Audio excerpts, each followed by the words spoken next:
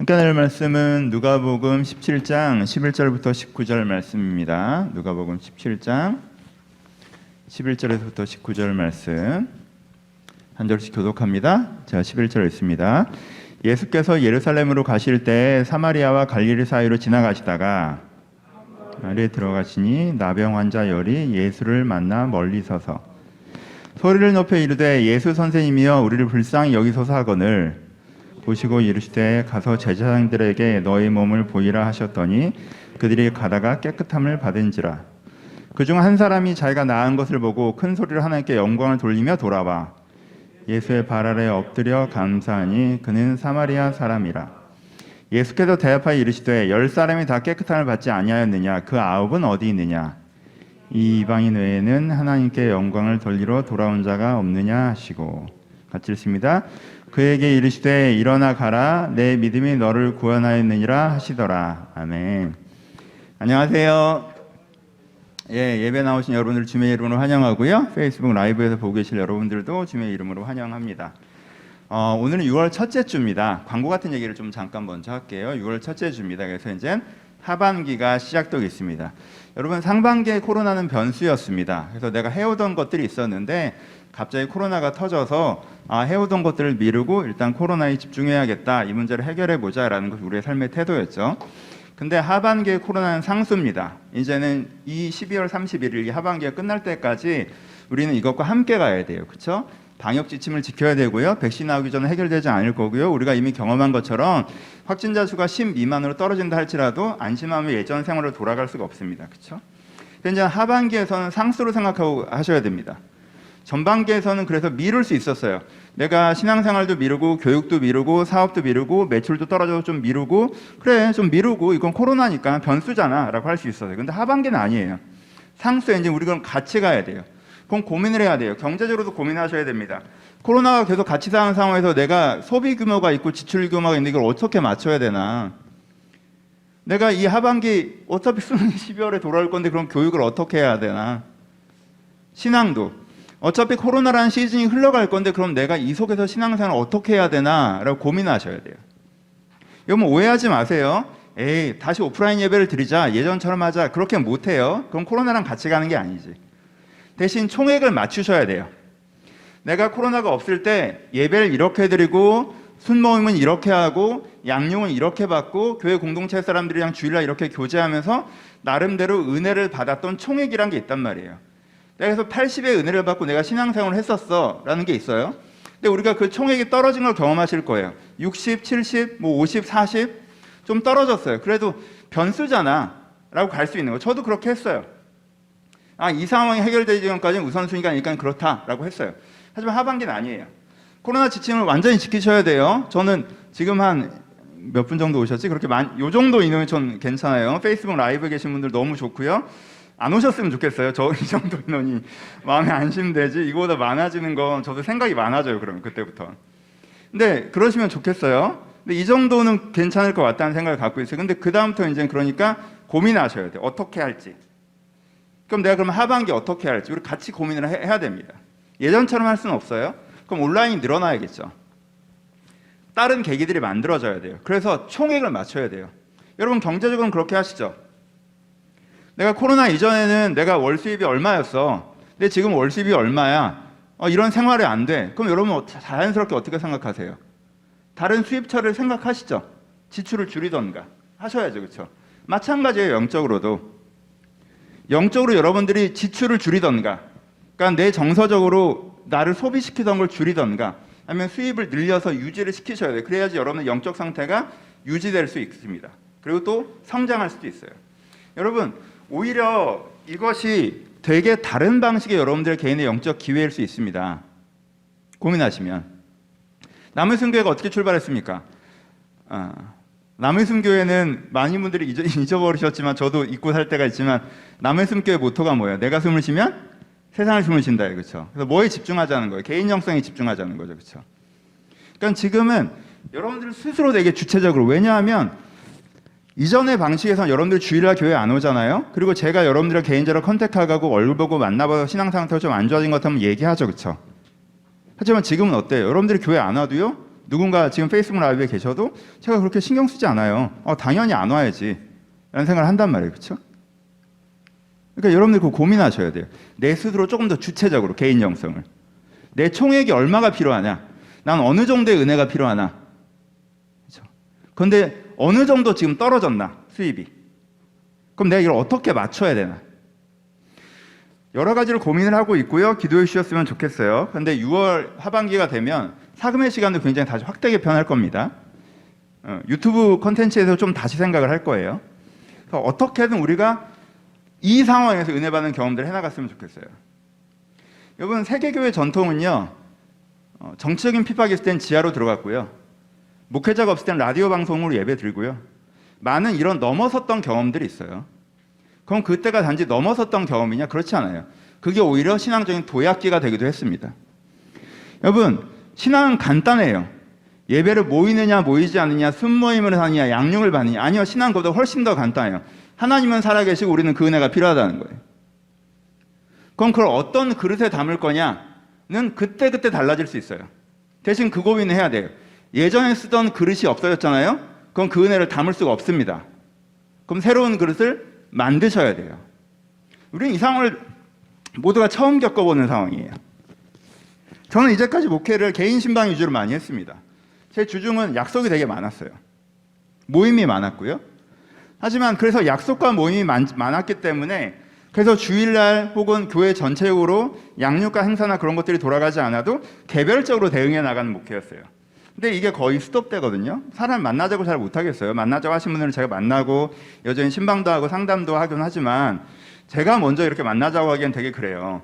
만약에 내가 그렇게 신방을 예전처럼 하고 다니면 난 일주일 내내 약속이 있었는데 내가 그럼 어떡할 거야. 그렇잖아요. 그렇죠? 조심스럽다고요. 그래서 다른 고민들이 필요해요. 이건 광고예요. 뒷부분에 광고하면 나갈까 봐. 페이스북은. 앞부분에. 그렇죠? 여러분, 6월 달에 시작됐습니다. 여러분들 이 분위기에 끌려 밀려가지고 살 수 있는 시기는 전 이때 마디를 만드셨으면 좋겠어요.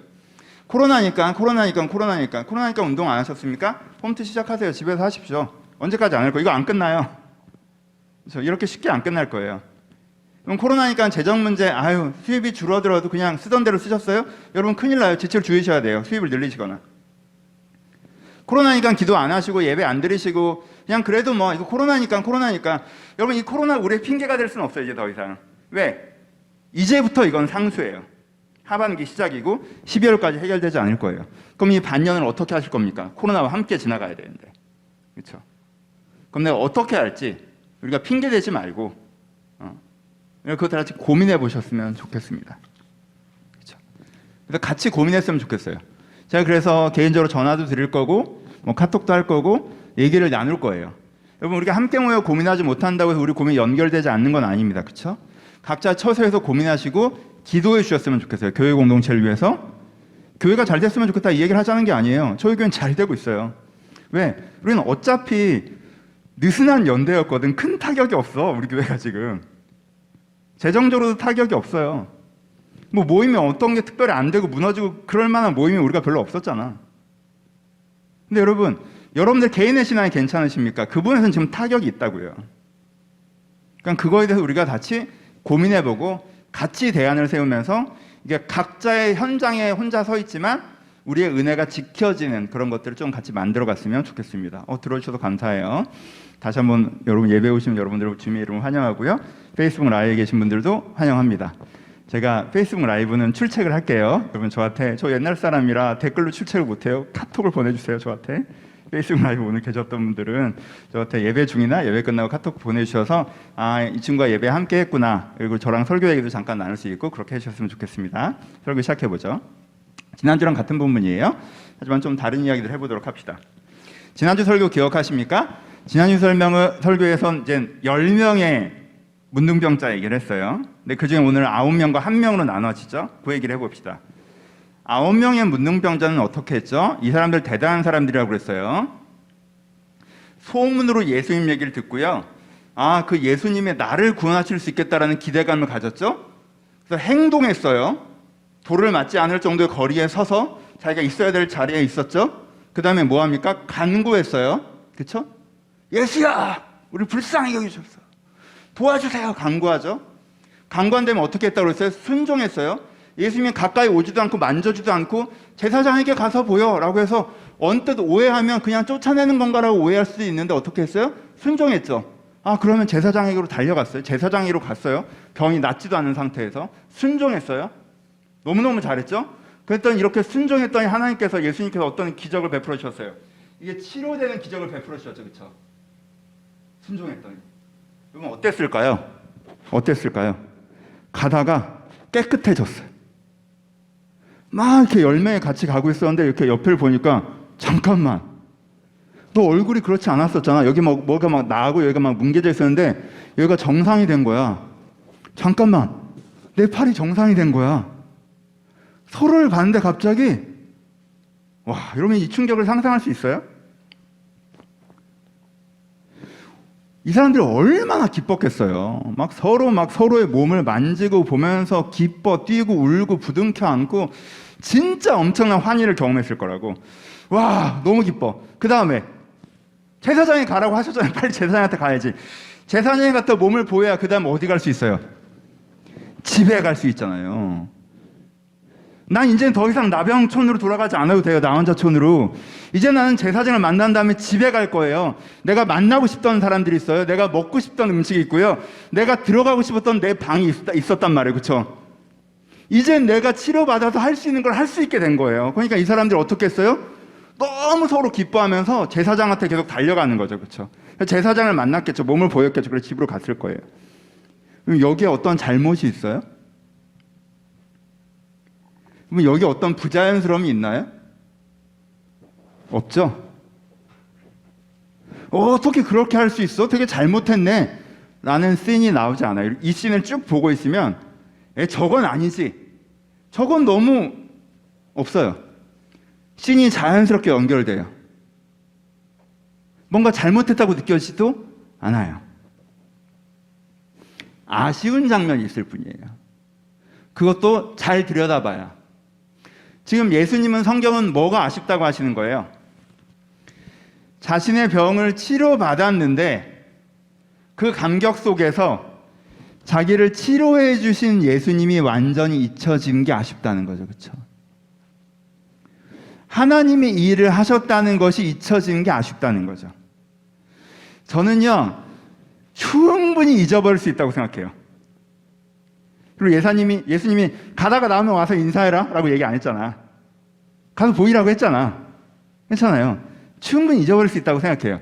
그런데 그 중에 한 명이 난 너무 감사해서 예수님께 인사를 드려야겠어 라고 했을 땐 기억을 할 수 있지 않았을까 생각해요. 막 신나서 그러던 와중에도 한 명이, 아, 잠깐만, 나는 그래도 인사를 드리고 가야 될 것 같아 라고 했으면 그때 맞아. 우리가 예수님을 가까이서 뵙지도 못했는데, 멀리서만 소리만 질렀었는데, 그래, 우리 가서 인사드리고 가야지 라고 했을 수는 있을 것 같아요.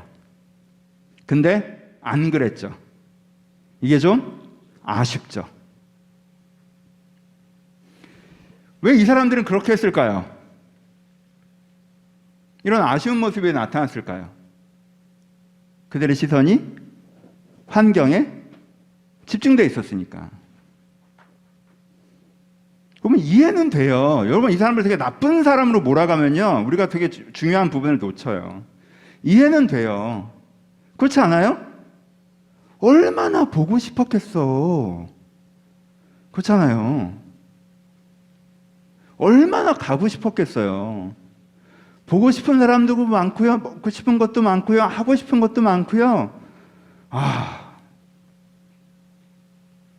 근데 그 사람 시선이 거기에 되게 집중이 돼 버렸어요.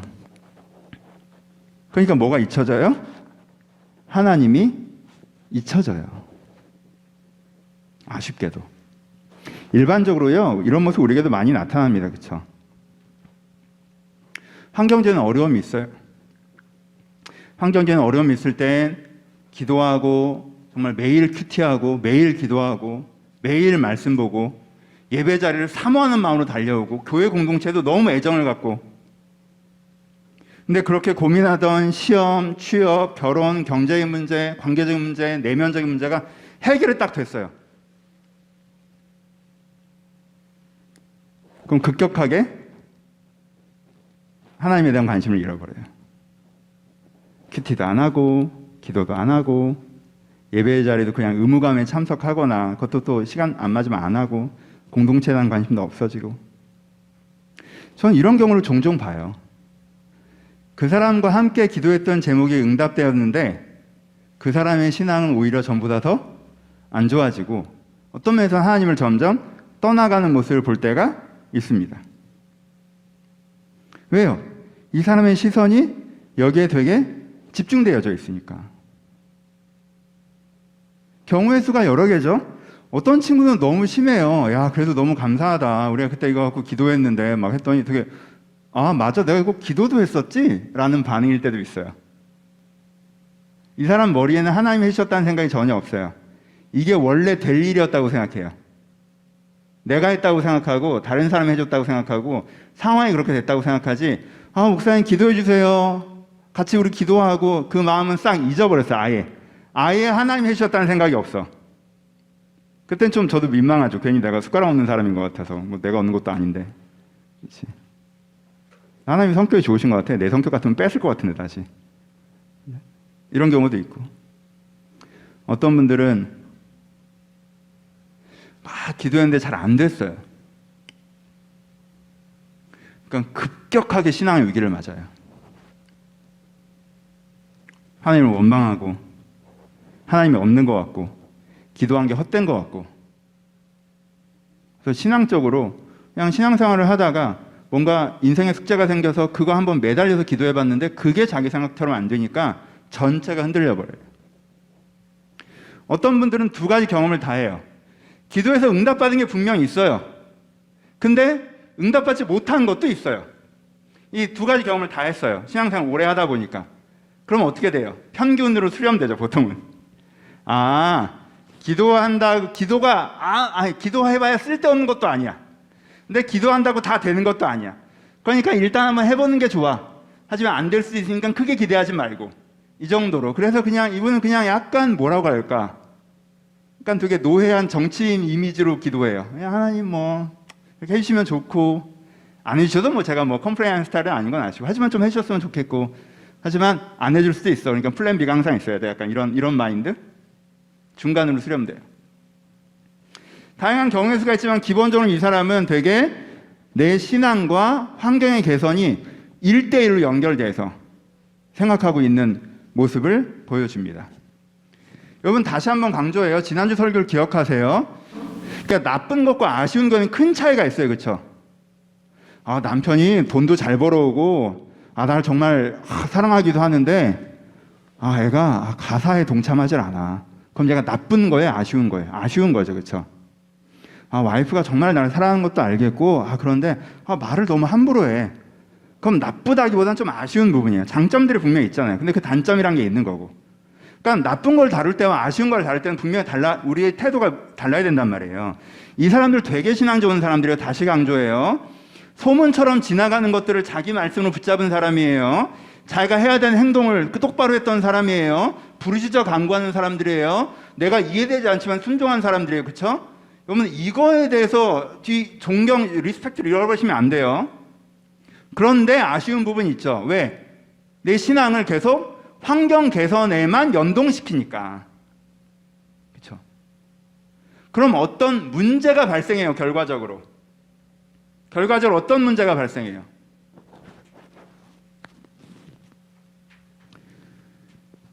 구원의 기회를 잃어버리죠. 한 사람만 네 믿음이 널 구원했다는 얘기를 들어요.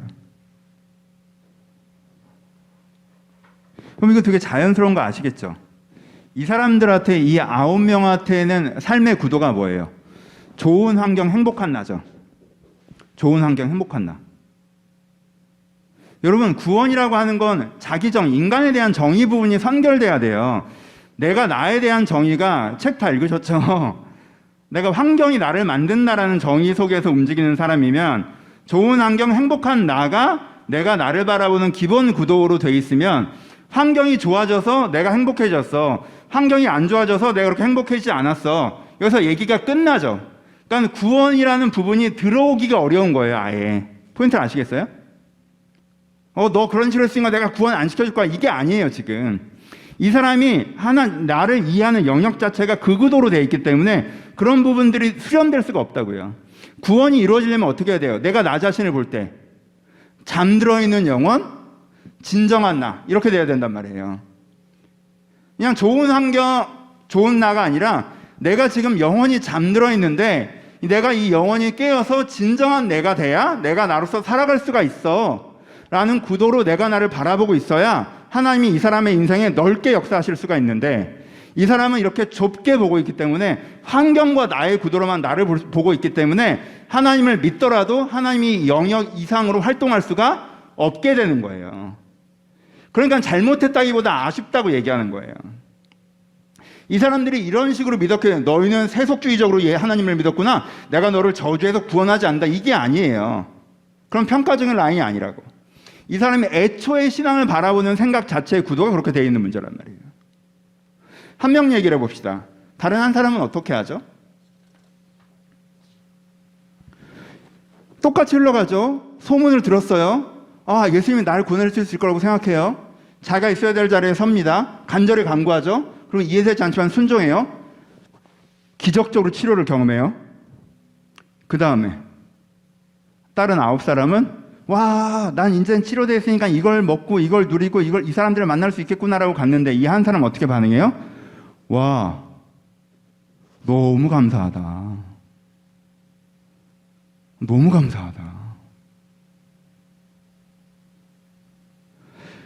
내가 이제까지는 하나님을 알고 믿긴 했지만 좀 막연했었는데 이렇게 치료해 주셨네, 하나님이. 하나님이 진짜 살아계시네. 하나님이 진짜 나를 생각하시네. 하나님이 진짜 이런 것도 바꾸실 능력이 있으시구나. 너무 감사하고 너무 대단하다. 내가 이 감사한 고백을 예수님께 꼭 말씀드려야겠다. 가서 내가 감사하다고나 하고 가야지. 가서 뭐예요? 감사하다고 얘기하고 또 뭐라고 얘기해요? 영광을 돌린다라고 표현하죠. 그렇죠? 하나님께 영광을 돌리며 돌아와 엎드려 감사하다고 하는 거잖아요. 그러니까 예수님 너무 감사해요. 하나님이 이렇게 대단한 분이신 걸 내가 이제 진짜 알겠어. 영광을 돌리는 거. 이렇게 하는 거죠, 이 사람은. 여러분, 이게 더 자연스러워요. 어떤 게 엄청나게 부자연스러운 건 아닌데 사실 이게 더 자연스럽다는 거예요. 이런 사람들이 있습니다. 그렇죠? 어떤 분들은 같이 기도했어요. 환경적인 변화를 겪어요. 그러면 거기에 대해서 하나님께 되게 감사해요. 원래 그렇게 되기로 돼 있는 것처럼 신난다 이렇게 하지 않아요. 내가 사실 결혼 문제 갖고 되게 고민했었고, 경제적인 문제 갖고 고민했었고, 돈 문제 갖고 고민했었고, 내가 내 내면의 문제 갖고 고민했었고, 내가 사실 이게 내 능력으로 어떻게 할 수 없는 문제였는데 하나님이 내 기도를 들으시고 이걸 해결해 주셨다라고 정말 고백하잖아요. 그럼 어떤 분들은요, 그걸 당연하게 받아들이지 않아요. 되게 감사해요. 두 가지 흐름이 생겨요. 되게 감사해서 하나님을 기쁘게 해드리고 싶어 해요. 고맙잖아. 그러니까 더 기도의 자리에 가서 앉아있으려고 그래요. 근데 이게 느낌이 되게 달라지는 거예요. 전에는 내가 간절한 게 있어서 앉아있었는데 지금은 하나님을 기쁘게 해드리고 싶어서 기도의 자리에 앉아있어요. 큐티의 자리에 앉아있고요. 예배의 자리에 참여하고요. 공동체에 관심을 기울입니다. 왜? 하나님을 기쁘시게 해드리고 싶어서. 또 하나는 그냥 감사만 한 게 아니라 이게 계기가 돼요. 이제 내가 좀 막연하게 믿었었는데 그냥 어릴 때부터 교회 다니고 성경의 가치관을 믿고 내가 이 말씀에 마음으로 동의하고 이런 거였는데 진짜 생활의 변화, 상황 속에서 일하시는 하나님을 경험하니까 하나님이 진짜 살아계시는구나. 나를 정말 사랑하시는구나. 하나님께 진짜 세상을 바꿔갈 수 있는 힘이 있으시구나. 라는 게 되게 어떻게? 진심으로 고백되어지는 부분이 있는 거예요. 그러니까 이 사람은 그게 어떻게 돼요? 영적으로 굉장히 계기가 돼요. 여기서도 경우의 수가 다양해요. 어떤 분들은 기도했는데 원하던 게 안 이루어졌어요. 그런데 옆에서 보는 저도 마음이 아프고 마음이 민망하고, 그런데 본인은 신앙이 더 좋아지는 경우들을 가끔 봐요. 왜냐하면 그 몇 달간 하나님과 기도하는 동안 이 문제는 해결되지 않았지만 이 사람이 받은 나름의 응답이 있어요. 은혜가 있어요. 이 시간 동안 하나님과 함께한 경험들이 쌓인 거야. 그래서 이게 안 돼서 실망하고 원망하는 마음이 분명히 있지만 하나님과의 신앙 자체는 더 성장하는 사람들이 있어요. 어떤 사람들은요, 두 가지 경험을 다 해요. 기도했는데 안 된 경험도 하고요, 기도했는데 된 경험도 해요. 근데 이 사람은 이걸 되게 자연스럽게 받아들여요. 중간으로 수련하고 될 때도 있고 안 될 수도 있어가 아니라, 아니 내 기도한 대로 다 해주는 건 그건, 여러분 선물을 매번 주지 않는다고 선물 주는 사람은 원망하지 않잖아요. 배려가 반복되면 걸린 줄 알면 안 되는 거잖아요. 그러니까 내 모든 기도가 응답되지 않는다는 걸 되게 자연스럽게 받아들여요. 하나님께 어떻게 내 하라는 시키는 대로 다 하시겠어요. 자연스럽게 받아들여요.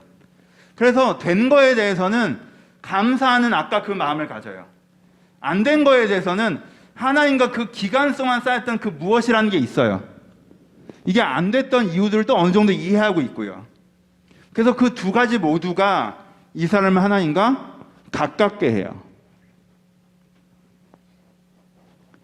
이런 사람의 예수님은 얘기하셨어요.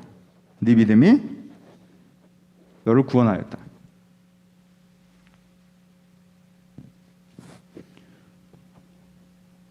여러분, 5가지 정도 말씀을 마무리해 봅시다. 5가지 정도 경우의 수가 있다고 생각해요. 이 부분에 대해서. 첫 번째는 환경적인 문제를 가지고 간절히 기도하고 응답을 받았지만 자기 받은 것만 쳐다보고 하나님을 잊어버리는 사람. 좀 아쉽죠. 나쁘다고 생각하지 않아요. 저는 아쉽다고 생각해요. 두 번째, 환경적인 문제로 간절히 기도하고 응답받고 주신 분의 성품과 마음을 알게 된 사람. 그렇죠? 선물이라는 게 원래 그 사람의 마음이 전달돼야 되는 거니까. 기도하고 응답받아 주신 분의 마음과 성품을 알게 된 사람. 세 번째는 간절히 기도했는데 환경이 생각처럼 되지 않아서 신앙적 위기를 맞이하는 사람. 네 번째는 기도해서 해결되진 않았지만 그 기간 동안 함께한 하나님이 있어서 영적 계기를 만난 사람. 다섯 번째는 기도를 시작조차 안 하고 내 인생 내가 알아서 살아서 하나님과 점점점 멀어지는 사람. 여러분, 나쁘면 다섯 번째가 나빠요. 굳이 나쁘자고 얘기할 거면. 나머지 4명은요, 나름대로 이해할 만해요. 여러분은 어디에 해당되십니까? 전 여기서 사람이란 단어보다 때라는 단어를 쓰고 싶습니다. 여러분들은 어떤 사람입니까? 이기보다 여러분들은 어떤 때를 지나가고 계십니까? 라고 얘기하고 싶어요. 왜냐하면 저 개인적으로 생각해도 저한테 5가지 때가 다 있었거든요. 저도 한 기간은 5번째였어요. 하나님 별로 신경 쓰지 않고요, 내 인생 내가 내 능력으로 열심히 살았어요. 주를 위하는 마음도 없고요, 주에 의한 마음도 없고, 그냥 내가 상황에 도전을 내가 응전하면서 사는 기간이 있었어요. 어떤 때는요, 제가 정말 간절히 원했고 이게 이렇게 제 안에서는 정말 이건 이렇게 되면 안 된다는 확신이 있었거든요. 근데 그게 그렇게 되더라고요. 기도도 했고 내 나름대로 최선을 다했는데 마음이 무너졌던 때도 있었어요. 어떤 때는 안 됐는데 은혜는 더 크게 됐던 때도 있었고, 어떤 때는 되고 나서 원래 그게 되기로 돼 있던 사람처럼 제가 행세했던 때도 있었어요. 그리고 어떤 때는 그 된 것이 저에게 하나님과 영적 계기를 만들었던 때도 있었어요. 여러분들은 어떤 때를 지나가고 계십니까? 여러분, 저는요, 제 상상력 속에서, 이건 상상이지만, 전 나중엔 이 9명이 다 예수 믿었을 거라고 상상해요. 이때 집에 갔을 것 같아요. 그리고 신나게 먹을 거 먹고 하고 싶은 거 했을 것 같아요. 근데 어느 날 예수님이 돌아가셨다는 소문을 듣고도 이 사람들이 진짜? 아쉬워만 했을 것 같아요. 그러다가 베드로가 이 동네에 와서 설교를 했던 어느 날 아침에, 요한이 여기 와서 말씀을 전하는 어느 날 저녁에 전 이 사람들이 다시 믿지 않았을까라고 상상해 봐요. 왜냐하면 예수님 공생의 기간에 우리 형 왜 저런데? 하고 욕하면서 다녔던 야고보가 나중에 예수님이 부활하고 승천하신 이후에 교회 지도자가 되거든요. 그러니까 이 기간에 영적으로 제대로 반응하지 못했던 많은 사람들이 그 이후에 예수님을 핍박하고 예수님한테 돌더졌던 많은 예루살렘 사람들이 그 이후에 교회로 들어오잖아요. 그 큰 흐름 속에 이 사람들이 있지 않을까 상상해 봅니다, 저는. 그랬을 것 같아. 사람들 괜찮아 보이잖아요. 그래서 그 상상 속에서 여러분들 권면 드려요. 제 경험 속에서 권면 드려요. 그 9명 같은 사람, 혹시 그 9명 같은 때를 지나가고 있지는 않습니까? 하나님이 여러분들에게 주신 은혜가 있는데, 그것이 작년에 주셨던 거건 재작년에 주셨던 거건, 그 하나님께서 응답해 주신 것 속에서 하나님의 마음과 뜻을 찾기보다 그냥 그것에 좋아서 오히려 하나님과 멀어지고 계셨다면, 그런 때라면 그냥 여러분들이 한번 기억해 보셨으면 좋겠어요. 그 문제를 해결해 주신 하나님은 어떤 분이신지. 여러분 인생에 그 문제, 여러분들이 그렇게 기도했는데 그 문제를 그만큼 풀어주셨다는 건 여러분들을 사랑하신다는 거잖아요. 여러분들 먹고 사는 문제에 관심이 많으시다는 거잖아요. 여러분들의 마음 아파하는 거에 같이 마음 아파하신다는 거고요. 하나님이 그걸 해결해 나가시는 능력이 있으시다는 거잖아요. 그렇죠? 그래서 여러분들이 정말 내가 기도하는 걸 통해서 하나님이 이것을 해주셨다고 고백한다면 그 고백 속에서 만날 수 있는 하나님이 계십니다. 그 하나님을 여러분 가운데 초대하시고 그 하나님을 누리셨으면 좋겠습니다. 말씀을 마칩시다. 몇 주째 같은 설교를 하고 있습니다. 제가 올해 깨달은 정말 목회 몇 년 됐지? 20년 됐나? 20년인데 목회 20년 만에 깨달은 게 사람들이 설교를 기억하지 않는다는 걸 깨달았어요, 제가. 그래서 제가 몇 달 전에 그걸 깨달아서 여러분들 설교를 유튜브나 이렇게 다시 한번 천천히 들어보시면 저는 코로나 상황 이후에는 2설교만 했어요. 첫 번째는 무이봇의 설교로 대표되는 다시 일어날 수 있다는 설교만 제가 4, 5주 정도를 했어요. 여러분들 그게 기억되셨으면 좋겠어요. 여러분 스며들어갔으면 좋겠어요. 정보가 아니라. 다시 시작할 수 있다는 얘기만 반복해서 했습니다. 지금 제가 3주째 하고 있는 이야기는 하나님은 수단이고 목적이라는 얘기를 하고 있어요. 그렇죠? 하나님은 여러분들의 수단이자 목적이라는 얘기를 하고 있어요. 하나님은 여러분들의 수단이세요. 어린아이에게 부모가 수단이자 목적이듯이 여러분들이 살아가는데 하나님이 큰 도움이 되십니다. 하나님의 도움 없이 헤쳐나가지 못할 문제들이 있어요. 그러니까 그거에 대해서 뭔가 기복주의다 이런 과도한 경계심, 7살짜리 아이가 부모가 도와주려면 저는 제 인생 제가 알아서 할 겁니다 하면 안 되는 것처럼 과도한 경계심을 내려놓으시고 하나님께 도움을 요청하시는 게 필요해요. 하나님으로 여러분들의 문제 속에 하나님을 초대하는 게 필요해요. 여러분들 하나님을 수단으로 하지 않는 많은 사람들이 주님 사명 내가 헌신으로 감당했습니다가 아니라 내 인생 내가 내 방법으로 알아서 하겠습니다인 경우가 많아요. 그러지 마세요. 여러분 인생의 문제에 하나님을 초대하십시오. 하나님을 초대하세요. 하나님과 함께 그 문제를 풀어가세요. 하나님 여러분들의 수단이기도 합니다. 하지만 이렇게만 하나님을 아시면 하나님을 절반만 아시는 거예요. 아니 절반도 모르시는 거예요. 왜? 하나님이 우리 가운데 해주시는 가장 큰 것은 우리의 환경에 개입해서 우리의 문제를 해결해 주시는 게 아니에요. 하나님이 우리 가운데 해주시는 가장 큰 것은 영혼 구원이에요. 여러분들의 잠들어 있는 여러분들을 깨우는 거예요. 진정한 나를 찾게 해주는 거예요. 내가 나답게 해주는 거예요. 내 안에 잠들어 있던 진짜 내 모습이 살아나는 거예요. 그래서 내가 변화되는 것, 내 환경이 아니라 내가 변화되는 것, 내가 새로워지는 것, 하나님과 교제함으로 내가 바뀌는 것, 이것이 하나님께 주시는 더 큰 부분이에요. 결혼하는 사람들을 많이 봐요. 뭐가 좋니? 아내가 아침에 밥을 해줘요. 웃죠? 그거 몇 달 안 가거든. 좋을 수 있죠.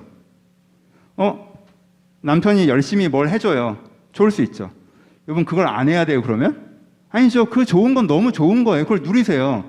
근데 정말 그게 좋으세요? 그것만 좋으세요? 그러면 조금 고민되는 부분이 있는 거잖아요. 정말 좋은 게 뭐예요? 이 사람이 있는 것. 이 사람이 있는 것. 이 사람이란 존재가 있는 것. 집에 가서 내가 혼자가 아니라는 거. 나를 사랑하는 그 사람이 나를 그냥 반긴다는 거. 그게 내 마음을 채우잖아요. 그렇죠? 그거 어려운 얘기 아니라 하나님도 그러세요. 하나님 여러분 인생을 도우십니다. 근데 단지 그것만이라면 여러분들 하나님을 정말 잘 알지 못하는 거예요. 하나님이 해주시는 가장 큰 것은 하나님 여러분들과 함께 하심으로 여러분의 영혼을 채우시는 것입니다. 이 하나님을 초대하시기를 누리셨으면 좋겠어요. 이 한 명처럼 자연스러운 거예요. 엄청난 신앙 고백이 아니라 이런 걸 해주셨네. 정말 나를 사랑하시는구나. 정말 살아계시구나. 나를 도우시는구나. 정말 감사하다. 나도 하나님을 함께 좀 기쁘게 해드리고 싶다. 그렇게 좋은 하나님과 같이 있는 게 즐겁다. 이렇게 차근차근 조금씩 하나님의 깊은 은혜, 영원관의 은혜를 찾아가실 주님의 이름으로 축원합니다. 같이 기도하시겠습니다.